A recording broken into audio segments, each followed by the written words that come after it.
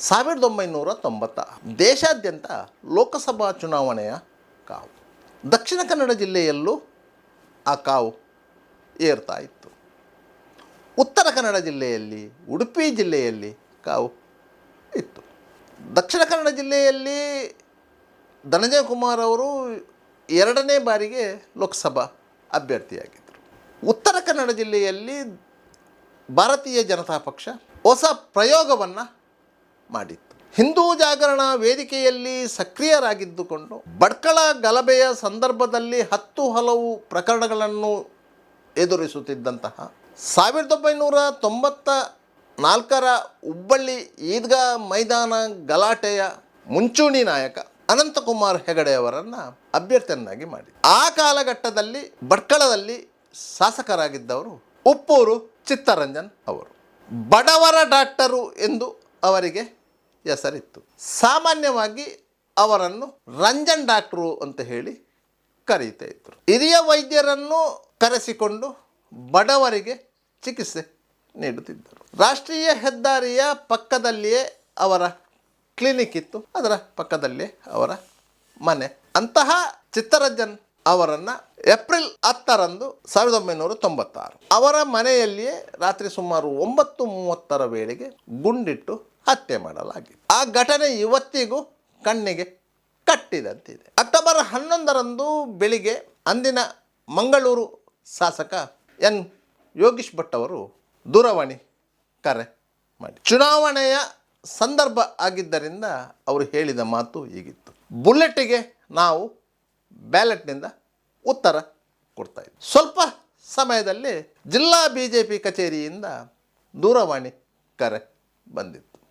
BJP ರಾಷ್ಟ್ರೀಯ ನಾಯಕ ಅಡ್ವಾಣಿ ಅವರು 11 ಗಂಟೆಯ ವೇಳೆಗೆ ಮಂಗಳೂರು ವಿಮಾನ ನಿಲ್ದಾಣಕ್ಕೆ ಆಗಮಿಸಿದ್ದಾರೆ. ಆದ್ದರಿಂದ ಅವರು ಅಲ್ಲಿಯೇ ಮಾಧ್ಯಮದವರನ್ನು ಉದ್ದೇಶಿಸಿ ಮಾತನಾಡಲಿಕ್ಕಿದ್ದಾರೆ. ಮಾಧ್ಯಮದವರಿಗೆ ಜಿಲ್ಲಾ BJP ಕಚೇರಿಯಿಂದ ವಾಹನ ವ್ಯವಸ್ಥೆ ಮಾಡಲಾಗಿದೆ. ಅದರಿಂದಾಗಿ ಎಲ್ಲರೂ ಏರ್ಪೋರ್ಟಿಗೆ ಹೋದರು.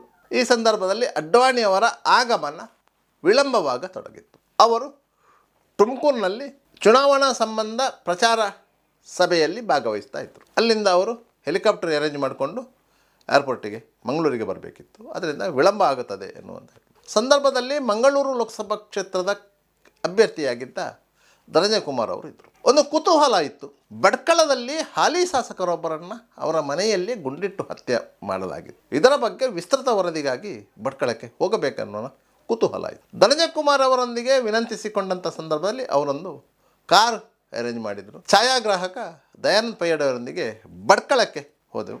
ಆ ಸಂದರ್ಭದಲ್ಲಿ ಜೊತೆಗಿದ್ದವರು ಮೀನುಗಾರ ಸಮುದಾಯದ ಹಿರಿಯ ನಾಯಕರಾದಂತಹ BJP ನಾಯಕರು ಹೌದು, ರಾಮಚಂದ್ರ ಬೈಕಂಪಾಡಿಯವರು. ಭಟ್ಕಳ ಸಮೀಪಿಸುತ್ತಿದ್ದಂತೆ ಸಂಶುದ್ದೀನ್ ಸರ್ಕಲ್ ಬಳಿಗೆ ಚಿತ್ತರಂಜನ್ ಅವರ ಅಂತಿಮ ಯಾತ್ರೆ ಸ್ಮಶಾನದತ್ತ ಬರ್ತಾ ಇತ್ತು. ಆದ್ದರಿಂದ ಅದರ ಒಂದಿಗೆ ಮುಂದುವರಿಯಲಾಯಿತು. ಚಿತ್ತರಂಜನ್ ಅವರ ಮೃತದೇಹವನ್ನು ಅಲ್ಲೇ ಪೇರಿಸಿಟ್ಟಿಲ್ಲಂಥ ಕಟ್ಟಿಗೆಯ ಮೇಲೆ ಇರಿಸಲಾಯಿತು.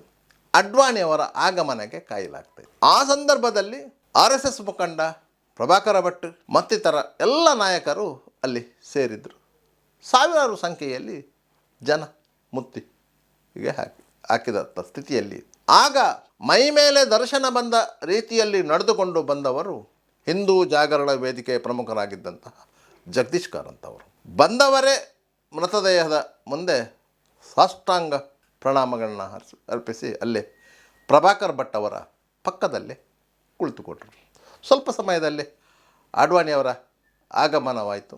ಅವರು ಅಲ್ಲಿ ಸೇರಿದ್ದವರನ್ನು ಉದ್ದೇಶಿಸಿ ಡಾಕ್ಟರ್ ಚಿತ್ತರಂಜನ್ ಅವರಿಗೆ ಶ್ರದ್ಧಾಂಜಲಿ ಅರ್ಪಿಸಿ ಮಾತನಾಡಿದ್ದು, ಭಾರತೀಯ ಜನತಾ ಪಕ್ಷ ಇಂತಹ 10 ಹಲವು ಸಂಕಷ್ಟದ ದಿನಗಳನ್ನು ಎದುರಿಸಿದೆ. ಅದನ್ನೆಲ್ಲ ನಾವು ಮೆಟ್ಟಿ ನಿಲ್ತೇವೆ. ಜನಸಂಘದ ಸ್ಥಾಪಕ ಶ್ಯಾಮ್ ಪ್ರಸಾದ್ ಮುಖರ್ಜಿಯವರ ಬಲಿದಾನವನ್ನೂ ಪಕ್ಷ ನೋಡಿದೆ. ಪಕ್ಷ ಮತ್ತಷ್ಟು ಸುದೃಢವಾಗ್ತದೆ. ಚಿತ್ತರಂಜನ್ ಅವರ ಬಲಿದಾನ ವ್ಯರ್ಥವಾಗಲು ಬಿಡುವುದಿಲ್ಲ ಎಂಬ ರೀತಿಯಲ್ಲಿ ಅವರು ಮಾತನಾಡಿ ಶ್ರದ್ಧಾಂಜಲಿ. ತದನಂತರ ಅಡ್ವಾಣಿಯವರು ಮತ್ತು ಪಕ್ಷದ ಪ್ರಮುಖರು ಚಿತ್ತರಂಜನ್ ಅವರ ಮನೆಗೆ ಹೋದರು, ಸ್ಥಳವನ್ನು ವೀಕ್ಷಿಸಿದರು. ಆ ಸಂದರ್ಭದಲ್ಲಿ ಅಚ್ಚರಿಯಾದದ್ದು ಏನಂತ ಹೇಳಿದರೆ, ಆ ಮನೆಯಲ್ಲಿ ಆ ರೀತಿಯಲ್ಲಿ ಗುಂಡು ಹೊಡೆದು ಕೊಲೆಗೈಯಲು ಹೇಗೆ ಸಾಧ್ಯ ಎನ್ನುವಂತಹ ಪ್ರಶ್ನೆ. ಪೂರ್ವಾಭಿಮುಖವಾಗಿ ಇರುವಂತಹ ಮನೆಯ ಹೊಸ್ತಿಲು ದಾಟಿದಂತೆ ದೊಡ್ಡದಾದಂಥ ಒಂದು ಹಜಾರ. ಆ ಹಜಾರದಲ್ಲಿ ಸೋಫಾದಲ್ಲಿ ಕುಳಿತುಕೊಂಡಿದ್ದವರು ಚಿತ್ತರಂಜನ್. ರಾತ್ರಿ 9:30 ವೇಳೆಗೆ ಪತ್ನಿ ಊಟಕ್ಕೆಂದು ಕರೆದ ಸಂದರ್ಭದಲ್ಲಿ ಎದ್ದು ಹೋಗಿ ಟಿ ವಿ ಆಫ್ ಮಾಡಲು ಮುಂದಾದಾಗ ಹಜಾರದ ಉತ್ತರ ದಿಕ್ಕಿನಿಂದ ಗುಂಡು ತೂರಿ ಬಂದಿತ್ತು. ತಲೆಯ ಹಿಂಬದಿಯಿಂದ ಪ್ರವೇಶಿಸಿ ಮತ್ತೊಂದು ಕಡೆಯಿಂದ ಎಕ್ಸಿಟ್ ಆಗಿ ಟಿ ವಿಯ ಹಿಂಬದಿಯಲ್ಲಿದ್ದಂತಹ ಕಿಟಕಿಗೆ ತಾಗಿ ಕಿಟಕಿಯಿಂದ ಮುಂದುವರಿದು ಗೋಡೆಗೆ ತಾಗಿ ಗುಂಡು ಅಲ್ಲಿ ಬಿದ್ದಿತ್ತು. ಸಾಮಾನ್ಯವಾಗಿ ಸೊಫಿಸ್ಟಿಕೇಟೆಡ್ ರೈಫಲ್, ರಿವಾಲ್ವರ್, ಪಿಸ್ತೂಲು ಇದರಿಂದ ಹಾರಿದ ಗುಂಡು ಅದು ಆಗಿರಲಿಲ್ಲ. ಅದು ನಾಡಕೋವಿಯಿಂದ ಆರಿಸಿದಂಥ ಗುಂಡು. ಅಂತಹ ಬುಲೆಟ್ಗಳು ಆರ್ಮರಿ ಶಾಪ್ನಲ್ಲಿ ಸಿಗುವುದಿಲ್ಲ. ಯಾರು ನಾಡಕೋವಿಯನ್ನು ತಯಾರಿಸುತ್ತಾರೋ ಅಂಥವರು ಆ ಗುಂಡುಗಳನ್ನು ತಯಾರಿಸುತ್ತಾರೆ. ಕಬ್ಬಿಣದ ರಾಡನ್ನು ಗುಂಡುಗಳ ಆಕಾರದಲ್ಲಿ ಶಾನೆ ಹಿಡಿದು ಗುಂಡು ತಯಾರಿಸಲಾಗುತ್ತದೆ. ಅದಕ್ಕೆ ಮದ್ದು ತುಂಬಿಸಲಾಗುತ್ತದೆ. ಆನೆ ಹೊಡೆಯಲು ಬಳಸುವಂತಹ ಬಂದೂಕು ಅದಾಗಿತ್ತು. ಆದ್ದರಿಂದ ಅದು ಅಷ್ಟು ತೀವ್ರವಾಗಿ ಚಿತ್ತರಂಜನ್ ಅವರನ್ನು ಘಾಸಿಗೊಳಿಸಿತ್ತು. ಆ ಸಂದರ್ಭದಲ್ಲಿ ಪಶ್ಚಿಮ ವಲಯದ IGP ಆಗಿದ್ದವರು ಕೆಂಪಯ್ಯನವರು. ರಾಜ್ಯ ಪೊಲೀಸ್ ಮಹಾನಿರ್ದೇಶಕರು ಸ್ಥಳಕ್ಕೆ ಬಂದಿದ್ದರು. ರಾಜ್ಯ ಸರ್ಕಾರ ಆ ಪ್ರಕರಣವನ್ನು ಅದೇ ದಿನ CBI ತನಿಖೆಗೆ ಒಪ್ಪಿಸಿತ್ತು. ತದನಂತರದ ಬೆಳವಣಿಗೆಯಲ್ಲಿ CBI ಅಧಿಕಾರಿಗಳು ಸ್ಥಳೀಯ ಕೆಲವು ಅಧಿಕಾರಿಗಳನ್ನು ಜೊತೆಗೂಡಿಸಿಕೊಂಡು 10 ಹಲವು ಮಂದಿಯನ್ನು ವಿಚಾರಣೆಗೆ ಒಳಪಡಿಸಿದರು. ಆ ಸಂದರ್ಭದಲ್ಲಿ CBI ಅಧಿಕಾರಿಗಳೊಂದಿಗೆ ಹೆಚ್ಚು ಸಭೆ ಇದ್ದವರು ಇನ್ಸ್ಪೆಕ್ಟರ್ ಆಗಿದ್ದಂತಹ ಸಂಜೀವ ನಾಯಕ್ ಅವರು. ಸುಮಾರು 6 ತಿಂಗಳ ಕಾಲ CBI ಅಧಿಕಾರಿಗಳೊಂದಿಗೆ ಅವರು ಕರ್ತವ್ಯ ನಿರ್ವಹಿಸಿದ್ದರು. ಬಡ್ಕಳದ ಮೂಲೆ ಮೂಲೆಯನ್ನು ಜಾಲಾಡಿ CBI ಅಧಿಕಾರಿಗಳು ಮಾಹಿತಿಗಳನ್ನು ಸಂಗ್ರಹಿಸಿದರು. ಆದರೆ ಹಂತಕರು ಯಾರು ಎನ್ನುವುದನ್ನು ಪತ್ತೆ ಹಚ್ಚಲಿಕ್ಕೆ ಆಗಲಿಲ್ಲ. ತದನಂತರ ಸುಮಾರು 2 ವರ್ಷಗಳ ಕಾಲ ತನಿಖೆ ನಡೆಸಿ ಕೊನೆಗೆ ನ್ಯಾಯಾಲಯಕ್ಕೆ C ವರದಿಯನ್ನು ಸಲ್ಲಿಸಿದರು. ಸ್ಥಳೀಯರೊಬ್ಬರು ಆ ವರದಿಯನ್ನು ಪ್ರಶ್ನೆ ಮಾಡಿದಾಗ ಮತ್ತೆ ತನಿಖೆಗೆ ಆದೇಶವಾಯಿತು. ಇವತ್ತಿನವರೆಗೂ ಆ ಪ್ರಕರಣ ತನಿಖೆಯ ಹಂತದಲ್ಲಿದೆ. 30 ವರ್ಷಗಳು ಕಳೆಯಿತು. ಹಾಲಿ ಶಾಸಕರೊಬ್ಬನ ಹತ್ಯೆ ಪ್ರಕರಣದಲ್ಲಿ ಆರೋಪಿಯನ್ನು ಬಂಧಿಸಲು ಸಾಧ್ಯ ಆಗಲಿಲ್ಲ. ರಾಜ್ಯದಲ್ಲಿಯೂ BJP ಸರ್ಕಾರ ಬಂದಿದೆ. ಚಿತ್ತರಂಜನ್ ಹತ್ಯೆಯನ್ನು ಮುಂದಿಟ್ಟುಕೊಂಡೇ ಉತ್ತರ ಕನ್ನಡ ಜಿಲ್ಲೆಯಲ್ಲಿ BJP ತನ್ನ ಪ್ರಾಬಲ್ಯವನ್ನು ವಿಸ್ತರಿಸಿತ್ತು.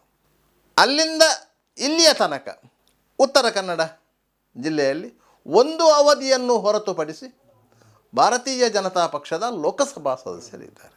ಕೇಂದ್ರದಲ್ಲಿ ನರೇಂದ್ರ ಮೋದಿ ಸರ್ಕಾರ ಅಸ್ತಿತ್ವಕ್ಕೆ ಬಂದು ಈಗಾಗಲೇ 12 ವರ್ಷಗಳು ಕಳೆದಿದೆ.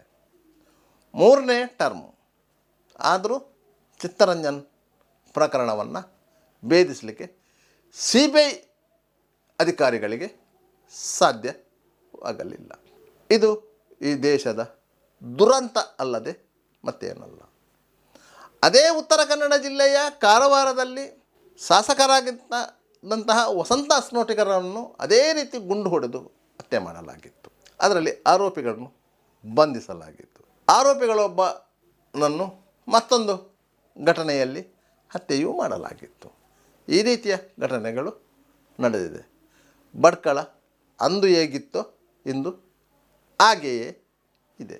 ಅಲ್ಲಿನ ಕೋಮುದಳ್ಳೂರಿ ಮನಸ್ಸಿನೊಳಗೆ ಉರಿಯುತ್ತಲೇ ಇರುತ್ತದೆ. ಚಿತ್ತರಂಜನ್ ನೆನಪಾಗಿಯೇ ಉಳಿಯುತ್ತಾರೆ.